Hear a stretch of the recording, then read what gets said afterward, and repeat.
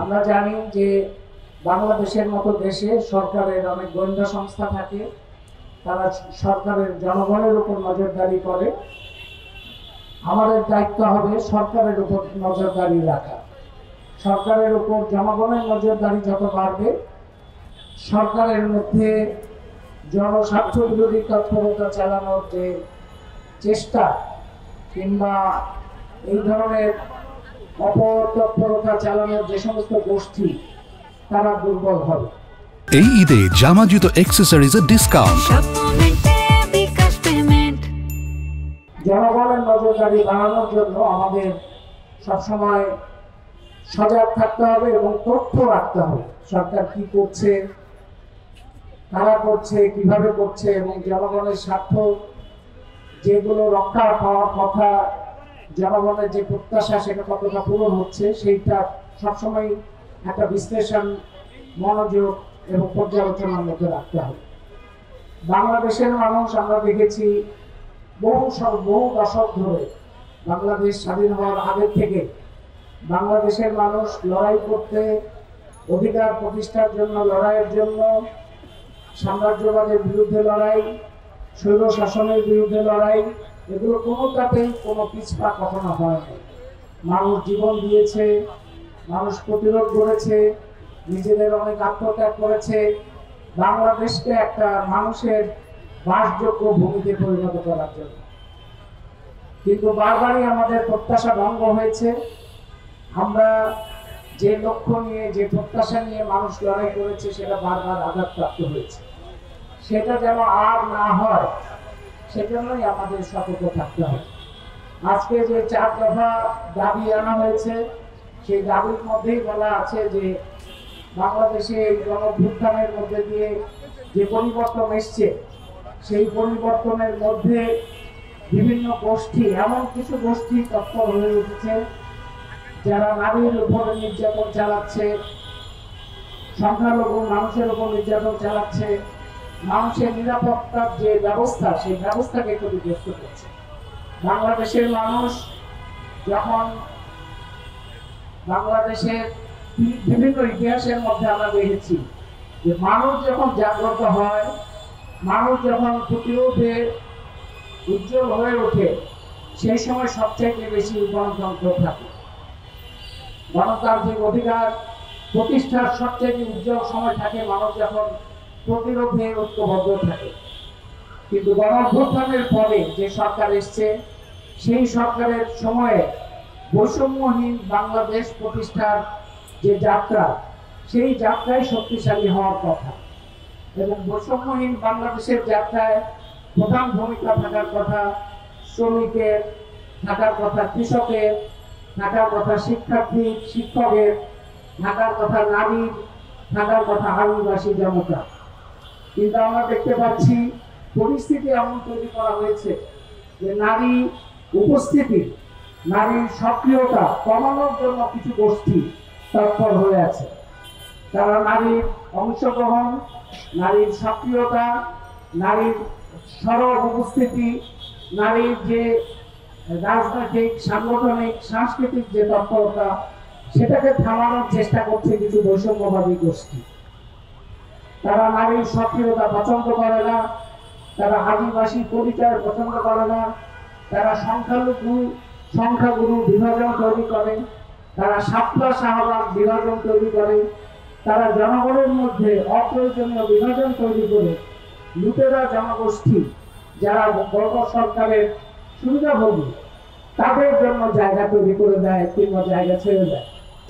এবং এই ধরনের বৈষম্যবাদী গোষ্ঠীরই অংশ হিসেবে বিভিন্ন বিশ্ববিদ্যালয়ে যারা দায়িত্বপ্রাপ্ত, তাদের মধ্যে এই ধরনের লোকজন দেখতে পাচ্ছি, যার বহিঃপ্রকাশ হচ্ছে চট্টগ্রাম বিশ্ববিদ্যালয়ে 9 জন নারী শিক্ষার্থীকে বহিষ্কার করা। ধর্ষণ, নারী নির্যাতন এমন মাত্রা নিয়েছে যে আজকে যে কোনো বয়সের নারী, সেটা শিশু থেকে শুরু করে যে কোনো বয়সের নারী, যে কোনো ধর্মের নারী, যে কোনো জাতির নারী, যে কোনো ভাষার নারী আজকে নিরাপত্তাহীন বোধ করছেন। সংখ্যালঘু মানুষ নিরাপত্তাহীন বোধ করছেন, সংখ্যাগুরু মানুষও নিরাপত্তাহীন বোধ করছেন। শ্রমিক, সেই শ্রমিক জনগোষ্ঠী এই গণঅভ্যুত্থানের সময় বুক আগলে দাঁড়িয়েছেন, শিক্ষার্থীদের পাশে লড়াই করতে দাঁড়িয়েছেন, নিজেরা জীবন দিয়েছেন। সেই শ্রমিকদের মধ্যে লক্ষাধিক শ্রমিক নতুন করে বেকার হয়েছে গত কয়েক মাসে। কারখানা বন্ধ হয়েছে, সেই কারখানাগুলোর ব্যবস্থা নেওয়া সরকারের দায়িত্ব ছিল, সেই সরকার দায়িত্ব নেয় নাই। নতুন করে যে লক্ষ মানুষ বেকার হয়েছে তাদের জীবন কিভাবে চলবে সেটা কোনো ঠিক হয়। গ্রামীণ ব্যাংকের মতো প্রতিষ্ঠান, যে প্রতিষ্ঠান বিশ্বব্যাপী খ্যাত, যার প্রধান ব্যক্তি এখন আমাদের প্রধান উপদেষ্টা, সেই গ্রামীণ ব্যাংকেরও চতুর্থ শ্রেণীর যারা কর্মচারী তারা পথে পথে ঘুরে বেড়াচ্ছেন সুবিচারের জন্য। তাদের 32 বছর ধরে তাদের জীবন, তাদের কর্মসংস্থান, তাদের কাজ স্থায়ী হয় নাই, তারা মাস্টার বলে কাজ করছে। এবং এই ঈদের সময় তাদের নিরাপত্তাহীনতা অনেক বেশি বেড়ে গেছে। শ্রমজীবী মানুষ, নারী, আদিবাসী তারা যদি নিরাপত্তাহীন হয় তাহলে বৈষম্যহীন বাংলাদেশের যাত্রা কিভাবে হবে? বৈষম্যহীন বাংলাদেশের যাত্রা মানে সেখানে জাতিগত যে বৈষম্য আছে সেটা দূর করার রাস্তা তৈরি হবে, সেখানে লিঙ্গীয় যে বৈষম্য আছে তার অবসানের পথ তৈরি হবে, শ্রেণীগত বৈষম্য যেটা আছে তার অবসান হওয়ার রাস্তা তৈরি হবে, এবং ধর্মীয় যে বৈষম্য আছে তার অবসানের রাস্তা তৈরি হবে। কিন্তু আমরা দেখতে পাচ্ছি বৈষম্যবাদী গোষ্ঠী যারা ধর্মীয় বৈষম্যের উপর দাঁড়ায়, লিঙ্গীয় বৈষম্যের উপর দাঁড়ায়, জাতিগত বৈষম্যের উপর দাঁড়ায়, শ্রেণীগত বৈষম্য যারা সৃষ্টি করে এবং যারা আরো বৃদ্ধি করে, সেই সমস্ত গোষ্ঠীর তৎপরতা আবারও বেড়ে যাচ্ছে। যারা আওয়ামী লীগ সরকারের সুবিধাভোগী ছিল তারা এখনো আবার তাদের সুবিধা তৈরি করার চেষ্টা করছে। আপনারা বসুন্ধরা গোষ্ঠীর কথা শুনলেন। বসুন্ধরা শিল্প গোষ্ঠীর যে মালিক তার বিরুদ্ধে সুনির্দিষ্ট অভিযোগ আছে ধর্ষণ এবং খুনে। আপনারা মুনিয়ার কথা জানেন। সেই বসুন্ধরা গোষ্ঠীর মালিকদের বিরুদ্ধে হত্যার মামলা আছে, অথচ সেই মালিকেরা বাংলাদেশ ব্যাংকের গভর্নরের সাথে প্রকাশ্যে সভা করছে, সভা করে তাদের ঋণের যে সুবিধা সেই সুবিধা নিচ্ছে, রিশিডিউল করার অধিকার পেয়ে যাচ্ছে প্রকাশ্যে। সেই কাজগুলো তারা করে যাচ্ছে, অথচ সরকার দেখা যাচ্ছে সরকারের দুইটা ভূমিকা আমরা দেখতে পাচ্ছি। একদিকে শ্রমিকেরা যখন বকেয়া মজুরি দাবি করছে, কিংবা শিক্ষকেরা যখন তাদের কাজের নিরাপত্তা দাবি করছে, মেয়েরা যখন ধর্ষণ বিরোধী আন্দোলন করছে, তার উপরে সরকারের বিভিন্ন এজেন্সি ভয়ঙ্কর রকম আগ্রাসী হয়ে তাদের উপর আক্রমণ করছে। কিন্তু যে সমস্ত গোষ্ঠী ধর্মীয় বৈষম্য, লিঙ্গীয় বৈষম্য, জাতিগত বৈষম্যের পক্ষে দাঁড়ায়, শ্রেণীগত বৈষম্যের পক্ষে দাঁড়ায়, তারা যখন কিছু লোক সংঘবদ্ধ তৎপরতা চালাচ্ছে, মব ভায়োলেন্স করছে, তাদের প্রতি সরকার নমনীয় হয়ে যাচ্ছে। আমরা সরকারের এই উল্টো যাত্রার নিন্দা করি। আমরা মনে করি সরকারের যে শ্রমিক যখন মজুরির দাবি করে, নারী যখন নির্যাতনের বিরুদ্ধে দাঁড়ায়, আদিবাসী জাতি গোষ্ঠী যখন তার অধিকারের পক্ষে দাঁড়ায়, তখন ধর্মীয় সংখ্যালঘু যখন তার নিরাপত্তার জন্য দাঁড়ায়, সরকারের দায়িত্ব হচ্ছে তাদের প্রতি সংবেদনশীল হওয়া, তাদের অভিযোগের কথা শোনা, এবং যাতে এই সমস্যাগুলো নিরসন হয় তার জন্য প্রয়োজনীয় উদ্যোগ গ্রহণ করা। আর যারা বৈষম্যবাদী রাজনীতি নিয়ে সংঘবদ্ধ তৎপরতা চালায় তাদেরকে দমন করা, তাদের বিরুদ্ধে ব্যবস্থা গ্রহণ করা। আপনারা জানেন এটা বিস্ময়কর যে প্রকাশ্যে ফেসবুকে ঘোষণা দিচ্ছে যে তারা বাংলাদেশের শিক্ষক, বুদ্ধিজীবী, লেখক তাদেরকে তারা কতল করবে, তাদের কতল করার অধিকার তার আছে। এরকম ঘোষণা যারা দিচ্ছে তাদের বিরুদ্ধে সরকার কোনো ব্যবস্থা নিচ্ছে না, কিন্তু সরকারের সমালোচনা করলে তাদেরকে ট্যাগিং করা হচ্ছে, তাদের বিরুদ্ধে নানা রকম অপপ্রচার চালানো হচ্ছে। এই উল্টো ব্যবহারের, উল্টো আচরণের নিন্দা করি এবং এর অবসান দাবি করি। আমরা কিছুক্ষণ আগে একটা স্লোগান শুনলাম, দিল্লি না ঢাকা, ঢাকা ঢাকা। আমরা এই স্লোগান স্বাগত জানাই। দিল্লির কোনো আধিপত্য বাংলাদেশে চলবে না, দিল্লির যারা অনুচর আছে তাদেরও আধিপত্য এখানে চলবে না। আমি তাদের কাছে আহ্বান জানাই এই স্লোগানের পাশাপাশি সুনির্দিষ্টভাবে দিল্লি কিভাবে আধিপত্য বিস্তার করে আছে বাংলাদেশে, সেই বিষয়গুলোকে স্পষ্ট করে আগামী চুক্তি আছে, সেই চুক্তি বাতিল করতে হবে। সুন্দরবন বিনাশী রামপাল বিদ্যুৎ কেন্দ্র ভারতের প্রকল্প, সেটা বাতিল করতে হবে। ভারতের সাথে অসম বিভিন্ন ধরনের চুক্তি আছে, ট্রানজিট, সেটা বাতিল করতে হবে। নদীর উপরে আগ্রাসন চালাচ্ছে ভারত, সেই নদী রক্ষার জন্য আন্তর্জাতিক পানি কনভেনশনে স্বাক্ষর করতে হবে। সরকার এই কাজগুলো সুনির্দিষ্টভাবে করে নাই। ভারত বিরোধিতার আওয়াজ তুলে ভারতের স্বার্থ রক্ষা করার রাজনীতি, যেটা আমরা অতীতে দেখেছি, তার পুনরাবৃত্তি কিংবা সেটাই অব্যাহত থাকবে, এটা হতে পারে না। আমরা দিল্লির আধিপত্য কিংবা ইসলামাবাদের আধিপত্য, ওয়াশিংটনের আধিপত্য কিংবা বেইজিং এর আধিপত্য, মস্কোর আধিপত্য, কোনো আধিপত্য বাংলাদেশে চলবে না।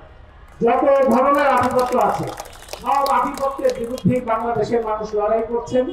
গণঅভ্যুত্থান হয়েছে বাংলাদেশকে স্বাধীন একটা মর্যাদাপূর্ণ দেশ হিসেবে প্রতিষ্ঠার জন্য। এখানে কোনো দেশে কোনো প্রতিষ্ঠানের এবং আন্তর্জাতিক সংস্থা, বিশ্বব্যাংক, IMF এর মতো প্রতিষ্ঠান, তাদের আধিপত্য যার উপরে দাঁড়িয়ে শেখ হাসিনা তার এই স্বৈর শাসনকে প্রতিষ্ঠা করেছিলেন, সেইটা অব্যাহত থাকবে, এটা হতে পারে না। এই কারণেই বাংলাদেশে যারা রাজনীতি করছেন তাদের স্পষ্ট অবস্থান আমরা দাবি করি। তারা স্পষ্টভাবে বাংলাদেশ পন্থাকে পরিষ্কারভাবে হাজির করবে। বাংলাদেশের স্বার্থ রক্ষা করতে গেলে আন্তর্জাতিক সকল ধরনের আধিপত্যের বিরুদ্ধে দাঁড়াতে হবে, এবং বাংলাদেশ যদি মর্যাদা নিয়ে দাঁড়াতে হয়, তাহলে বৈষম্যহীন বাংলাদেশের ছক তৈরি করতে হবে, পরিষ্কার করতে হবে। এবং বৈষম্যহীন বাংলাদেশের যাত্রা যদি সুনির্দিষ্ট করতে হয়, শক্তিশালী করতে হয়, তাহলে শ্রমিকের দাবিকে মানতে হবে, শ্রমিকের দাবিকে আনতে হবে। যদি বৈষম্যহীন বাংলাদেশের যাত্রা নিশ্চিত করতে হয়, শক্তিশালী করতে হয়, তাহলে নারীর নিরাপত্তা নিশ্চিত করতে হবে, নারীর সক্রিয় ভূমিকাকে নিশ্চিত করতে হবে। যদি বৈষম্যহীন বাংলাদেশের যাত্রা নিশ্চিত করতে হয়, তাহলে ধর্মীয়, জাতিগত, সংখ্যালঘুদের সাথে যে বিভেদ, বিরোধ কিংবা তাদের যে অধিকারহীনতা, সেখান থেকে মুক্ত হতে হবে। যদি বৈষম্যহীন বাংলাদেশের যাত্রা নিশ্চিত করতে হয়, শিক্ষা প্রতিষ্ঠানগুলোতে প্রকৃত শিক্ষকদের জায়গা, প্রকৃত শিক্ষার্থীর ভূমিকা, নিরাপত্তা, সেটা নিশ্চিত করতে হবে। সেই জন্যই নাগরিকদের সক্রিয় ভূমিকা পালন করতে হবে। সরকারের মধ্যে আমরা এই সরকারকে দেখি, এই সরকার অস্থায়ী সরকার। আসলে সব সরকারই অস্থায়ী সরকার। অস্থায়ী সরকারের পেছনে যে স্থায়ী সরকার আছে, সেদিকে আমাদের নজর রাখতে হবে। স্থায়ী সরকার কারা? সামরিক বাহিনী। স্থায়ী সরকার কারা? সামরিক আমলাতন্ত্র, সামরিক বেসামরিক আমলাতন্ত্র। স্থায়ী সরকার কারা? বহুজাতিক কোম্পানি এবং বাংলাদেশের বৃহৎ ব্যবসায়ী গোষ্ঠী। স্থায়ী সরকার কারা? এই বিশ্ব ব্যাংক, IMF, এডিবির মতো প্রতিষ্ঠান।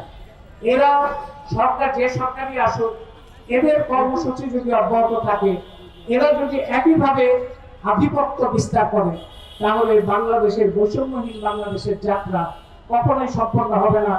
একই ধরনের স্বৈর শাসন, একই ধরনের সম্পদ কেন্দ্রীভবন, একই ধরনের বৈষম্য অব্যাহত থাকবে। সুতরাং এই অস্থায়ী সরকার স্থায়ী সরকারের কাঠামোকে প্রতিপালন করা কিংবা তার কথা মতো চলার যে প্রবণতা আমরা দেখতে পাচ্ছি, তার পরিবর্তন আমরা দাবি করি।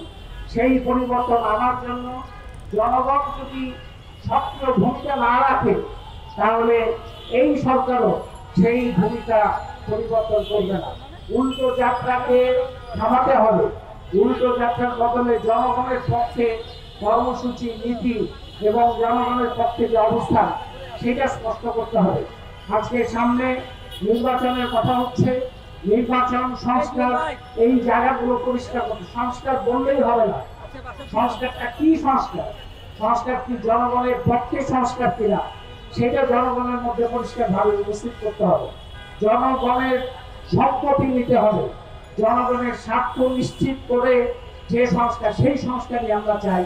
এবং জনগণের স্বার্থ নিশ্চিত হতে পারে, জনগণের অংশগ্রহণ নিশ্চিত হতে পারে, সেই ধরনের নির্বাচন আমরা চাই।